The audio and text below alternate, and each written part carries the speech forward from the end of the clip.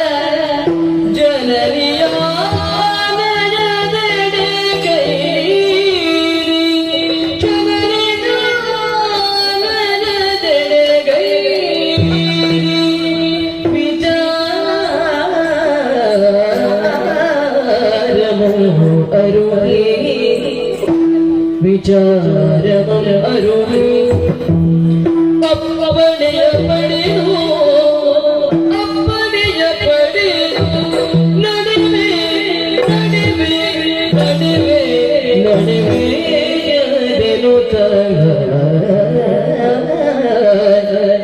ಜನನಿ ಬರುವುದೇ ಹೋದೇನ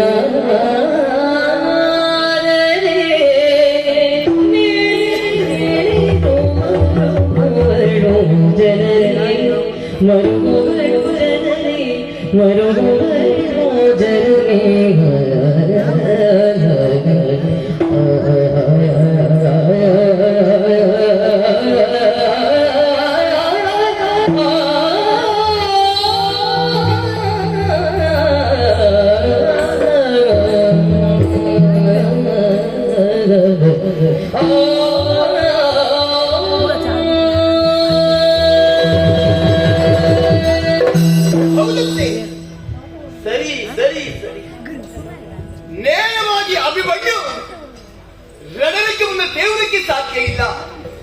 ಯಾಕೆ ಸಾಧ್ಯ ಇಲ್ಲ? ಮೊದಲಾಗಿ ಮಗನಾದವರಿಗೆ ಬೇಕಾದದ್ದು ತಾಯಿಯ ಆಶೀರ್ವಾದ. ತಿಳಿದವರೇ ಹೇಳಿದ್ದಾರೆ, 10 ದೇವರನ್ನ ಪೂಜಿಸುವ ಬದಲು ಹೆತ್ತ ತಾಯಿಯನ್ನ ಪೂಜಿಸು ಎನ್ನುವ ಹಾಗೆ. ಅದಕ್ಕಾಗಿ ಅಲ್ಲವೇ ದೇವರಿಗೆ ಪ್ರತಿ ಸಮಯದಲ್ಲೂ ಪ್ರತಿ ಕ್ಷಣಕ್ಕೂ ಮಾನವರಿಗೆ ಗೌರವಕ್ಕೆ ಸಾಧ್ಯ ಇಲ್ಲ ಎನ್ನುವಂತಹ ಕಾರಣಕ್ಕಾಗಿ ಮಮತಾಮಯಿಯಾದಂತಹ ತಾಯಿಯನ್ನ ಧರಣಿಗೆ ಕಳಿಸಿಕೊಟ್ಟದ್ದಲ್ಲವೇ?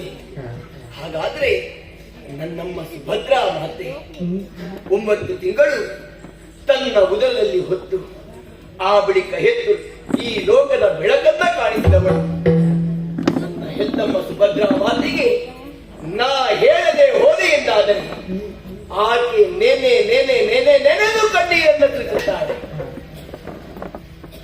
ಹೆತ್ತ ಮಗನಿಗೆ ಹೆತ್ತ ತಾಯಿಯ ಕಣ್ಣೀರಿಗಿಂತ ಮಿಗಿಲಾದಂತಹ ಶಾಪ ಮತ್ತೊಂದಿಲ್ಲ. ಹಾಗಾಗಿ ಕೂಡದು ಅಭಿಮನ್ಯು ಹೊರಟದ್ದು ಧರ್ಮ ಸಂಗ್ರಾಮಕ್ಕೆ.